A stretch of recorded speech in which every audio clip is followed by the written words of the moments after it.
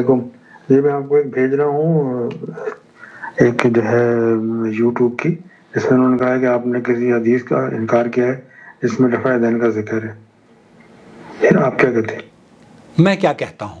میں وہی کہتا ہوں جو آپ سنتے ہیں. دوستو، بھائی اور بہنوں، آپ دیکھ رہے ہیں نور ٹی وی جدہ اور میں ہوں آپ کا دوست، آپ کا ہوسٹ محمد عاقل، جدہ سے، مملکت سعودی عرب. دیکھیے، یہ جو سوشل میڈیا کا پلیٹ فارم ہے، گوگل نے مجھے بھی اپنی بات کہنے کا موقع دیا ہے اور اس چینل والے کو بھی اپنی بات کہنے کا موقع دیا ہے. مفتیان کرام بھی اس گوگل کے پلیٹ فارم پر اپنی گفتگو کرتے ہیں اور ہم بھی اپنے اس چینل کے ذریعے اپنی آواز آپ تک پہنچاتے ہیں. لیکن جب غیر شائستگی اور غیر مہذب انداز ہو تو اسے پسند نہیں کیا جاتا. دوستو، بھائیوں اور بہنوں، ایک چینل ہے حافظ شمشاد، غالباً ان کا نام ہے، پاکستان کے رہنے والے ہیں، اور نہایت ہی غیر مہذب طریقے سے وہ اپنی باتوں کو، آپ اپنا پکش رکھیں، آپ ہماری ویڈیوز پر تنقید کریں، کوئی فرق نہیں پڑتا. آپ اگر اصلاحی کوئی پہلو ہوگا تو ہم آپ کا ماتھا چوم لیں گے اور آپ کے لیے دعا گو بھی ہوں گے. لیکن جب آپ وہ لفاظی کرتے ہیں، غیر مقلد، فلانے ڈھمکانے، ان کے فلانے امام، ان کے فلانے بزرگ، یہ سارے کے سارے جو اسلوب ہے، یہ دراصل آپ کے اس جلن، اس کڑھن اور اس بے چینی کو ظاہر کر رہے ہوتے ہیں جو کہ آپ حاصل کرنا چاہتے ہیں، اور محمد عاقل کی ویڈیوز سے لوگوں کی اصلاح ہو رہی ہے. بھائیوں، ہمارے اللہ کا شکر ہے کہ اس طرح کے چینلز والوں کی میرے خیال سے یہ دوسری تیسری ویڈیو ہے میری جو میں نے انہوں نے جو کہا ہے ان کا جواب میں آپ کو دوں گا. لیکن میں ان کی ویڈیو میں یہ دیکھ رہا تھا تو مجھے بڑی حیرت ہوئی یہ دیکھ کر کہ یہ صاحب، یہ ہیں شمشاد، حافظ شمشاد ان کا نام ہے. اچھا، ان کی جو پیچھے ہے نا، یہ جو آپ وہ فوٹو نظر آ رہا ہے جیسے میری پشت پہ، تو آپ کو پھول، گملہ، لیمپ اور سعودی عرب کا جھنڈا جس میں لا الہ الا اللہ لکھا ہوا ہے وہ نظر آتا ہے. توحید کا پیغام آپ کو نظر آئے گا. انہوں نے میں شمشاد صاحب آپ سے مخاطب ہوں، آپ نے جو یہ نعل کا، چپل کا نقشہ اپنے ماتھے پر لگایا ہوا ہے، اللہ آپ کو ہدایت دے. جی ہاں، اصل میں دیوبندیوں میں اور بریلویوں میں کچھ کامن مشترکہ بدعقیدگی پائی جاتی ہے. دیوبندی بس موحد ہیں، بڑے موحد اپنے آپ کو بنتے ہیں، لیکن یہ بدعقیدگی، میں یہ سمجھتا ہوں کہ اللہ کرے کہ میں غلط ہوں، یہ انہوں نے نعل شریف کا وہ ہوتا ہے نا، کیا کہتے ہیں اس کو، نقشہ بنا کر اپنے سر پہ چسپا کیا ہوا ہے. اور بھائی، ان کے بزرگوں نے بھی ایسے ہی کیا ہوا ہے. میں آپ کو بتاؤں، میرے ہاتھ میں یہ کتاب ہے، شمشاد صاحب یہ میرے ہاتھ میں کتاب ہے، اس کا نام ہے اصلاحی نصاب. مولانا اشرف علی صاحب تھانوی کی یہ کتاب ہے. زاد سعید میں انہوں نے یہ تو چونکہ اس زمانے میں شاید کلرفل نہیں ہوتی تھی کتابیں، تو یہ نقشہ بالکل وہی نقشہ ہے، اور یہی نقشہ انہوں نے یہاں پر دیکھیے، یہ رہا جو نقشہ ہے، یہ بالکل سیم نقشہ ہے نعل شریف کا. اچھا، اب یہ فضیلت چونکہ ان کے یہاں فضیلت ہے. اچھا، یہ کسی نے آپ قلم سے وہ بنا دیا ہے، یہ لیجئے پین اور بچے کو دے دیجئے تو وہ بچے، اور پتہ نہیں یہ لکھنے والے اس زمانے میں تو پرنٹنگ پریس بھی سارے ہندوؤں کے پاس ہوا کرتے تھے. انہوں نے ایک کتاب جو ہے یہ اصلاحی نصاب، اس میں انہوں نے لکھا ہے نیل الشفا بنعل المصطفیٰ. اس میں انہوں نے بڑا عجیب و غریب طریقہ لکھا ہے کہ یہ جو شمشاد صاحب نے اپنے پشت پر دکھایا ہوا ہے نا چپل کا نشان، اس کو کیسے استعمال کرنا ہے. اس نال کا مطلب ہوتا ہے چپل. یا نبی کریم صلی اللہ علیہ وسلم کی اگر چپل ہوتی، واللہ اگر چپل نبی کریم صلی اللہ علیہ وسلم کی ہوتی تو وہ میری آنکھوں سرآنکھوں پر ہم اسے تاج بنا کر رکھتے.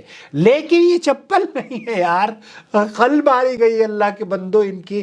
اللہ انہیں، یہ دونوں حنفی بھائی ہیں ہمارے، لیکن بدعقیدگی ایسی ہے دونوں میں کہ اس چپل کے نقشے کو سر پر رکھنا اور اس سے مدد طلب کرنا اور عقیدت سے اسے چومنا چاٹنا، یہ سب مولانا نے لکھا ہے. اس کا طریقہ توسل سن لیجئے، پھر میں آپ کے سوال کا جواب دوں گا. طریقہ توسل یہ ہے کہ بہتر یہ ہے کہ آخری شب میں اٹھ کر وضو کر کے تہجد جس قدر ہو سکے پڑھے، اس کے بعد 11 بار درود شریف، 11 بار کلمہ طیبہ اور 11 بار استغفار پڑھ کر اس نقشے کو باادب اپنے سر پر رکھے. اس نقشے کو، یہ جو مولانا، یہ جو ہے نا شمشاد صاحب، یہ دیکھیں یہ جو نقشہ ان کے پیچھے نظر آ رہا ہے نا ایسے، اللہ کرے کہ میں غلط ہوں، مجھے یہ لگ رہا ہے کہ نال کا نقشہ ہے. تو اس نقشے کو مولانا اشرف علی صاحب تھانوی لکھتے ہیں کہ بعدب سر پر کھڑا ہو لے. صاحب آ گئے، چلیے آ جائیے آپ بھی آ جائیے بس اب خاموش رہنا، میں ذرا اپنے بھائی سے مخاطب ہوں، ٹھیک ہے. تو یہ مولانا اشرف علی صاحب تھانوی لکھتے ہیں کہ بہتر یہ ہے کہ آخری شب میں اٹھ کر وضو کر کے تہجد جس قدر ہو سکے پڑھے، اس کے بعد 11 بار درود شریف، 11 بار کلمہ طیبہ اور 11 بار استغفار پڑھ کر اس نقشے کو بعدب اپنے سر پر رکھے اور بتضرع تمام جناب باری تعالی عرض کرے کہ الہی میں جس مقدس پیغمبر صلی اللہ علیہ وسلم کے نقشے نال شریف کو سر پر لیے ہوں، ان کا ادنا درجے کا غلام ہوں. الہی اس نسبت غلامی پر نظر فرما کر بابرکت اس فعل شریف کے میری فلاں حاجت قبول فرما لے، پوری فرما لے، مگر خلاف شرع کوئی حاجت طلب نہ کرے. پھر سر پر سے اس کو اتار کر اپنے چہرے پر ملے اور اس کو محبت سے بوسہ دے. اس کو چہرے پر بھی ملنا ہے. تو یہ ہے ان کی توحید جو کہ آپ تک پہنچانی مقصد تھی. اچھا، آپ کا عامر تھوڑا سا سنجیدگی سے بیٹھو یار، یہ کام تمہیں کو کرنا ہے. جب میں مر جاؤں گا اللہ تعالیٰ میرے لیے تمہیں صدقہ جاریہ بنائے اور بدعقیدگی کی اصلاح کرنے والا تمہیں بنائے. آمین یا رب العالمین. دعا کیجیے گا. اب آپ یہ کہتے ہیں کہ عاقل صاحب پانی، اچھا مما کے پاس لے جاؤ. اوکے، تو یہ صاحب یہ کہتے ہیں کہ آپ نے رفع دین کی احادیث پر عمل نہیں کیا کیونکہ سجدے میں بھی رفع دین کی احادیث موجود ہے اور آپ حدیث پر عمل نہیں کرتے. دوستو بھائیوں اور بہنوں، اس کی حقیقت کیا ہے میں آپ کی خدمت میں پیش کرنا چاہتا ہوں. انصاف آپ کیجئے گا. شمشاد صاحب جو بھی کہہ رہے ہیں بہرحال ان کا اپنا مذہب ہے، وہ نہیں کرنا چاہتے نہ کریں، لیکن ہم تو ان کو بھی کہیں گے کہ بھائی میرے اس مذہب سے جو کہ نبی کریم صلی اللہ علیہ وسلم کے 250 سال کے، امام ابو حنیفہ کے بھی 200-250 سال کے بعد وجود میں آیا ہے، اس سے اپنے آپ کو بچا لیں، پاک کر لیں.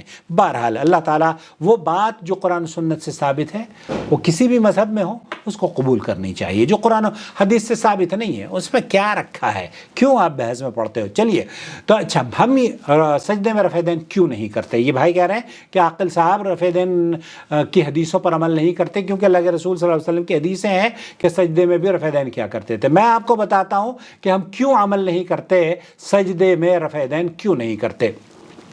بخاری شریف حدیث نمبر 735 ہے اور مسلم شریف حدیث نمبر 390 میں ابن عمر رضی اللہ تعالیٰ عنہ سے مروی ہے کہ رسول اکرم صلی اللہ علیہ وسلم جب نماز شروع کرتے تو اپنے دونوں ہاتھوں کو کندھوں تک اٹھاتے.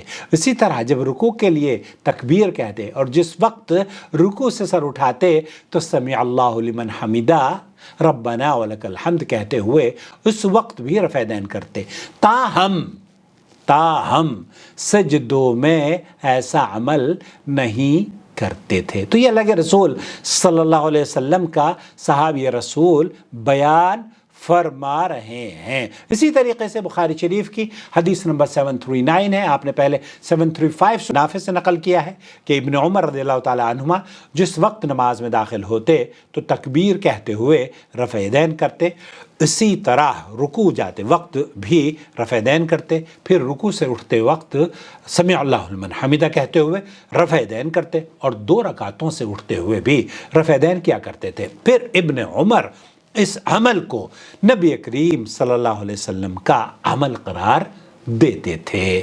شافعی اور حنبلی رکوع سے اٹھتے ہوئے رفع یدین میں جاتے ہوئے رفع یدین کرنے کے قائل ہیں کہ یہ عمل نماز کی سنتوں میں شامل ہے، بلکہ سیوطی رحمۃ اللہ علیہ کے مطابق نبی کریم صلی اللہ علیہ وسلم سے رفع یدین کرنے والے صحابہ کرام کی تعداد 50 ہے۔ اسی طرح شافعی مذہب کے ہاں تشہد سے تیسری رکعت کے لیے کھڑے ہوتے وقت رفع یدین کرنا مستحب ہے، اور یہی موقف امام احمد بن حنبل نے بھی نقل کیا ہے۔ انہوں نے کہا کہ رفع یدین کرنے کی 4 جگہیں ہیں۔ انہوں نے کیوں کہا؟ ہم ان کے مقلد نہیں ہیں۔ شیخ محمد بن صالح العثیمین بڑے عالم ہونے کے باوجود ہم ان کی ہر بات کو تسلیم نہیں کرتے ہیں۔ امام مالک رحمۃ اللہ علیہ جو فرمایا کرتے تھے نا کہ صاحب قبر کی نبی کریم صلی اللہ علیہ وسلم کی بات کو تو ہر بات کو تسلیم کیا جائے گا، تو آپ کے یہاں ہے جو آپ کی اس کتاب میں لکھا ہوا ہے وہ آپ حرف آخر سمجھتے ہیں، ہمارے یہاں تو قرآن و سنت دلیل رہتی ہے۔ شہر رمضان الذی انزل فیہ القرآن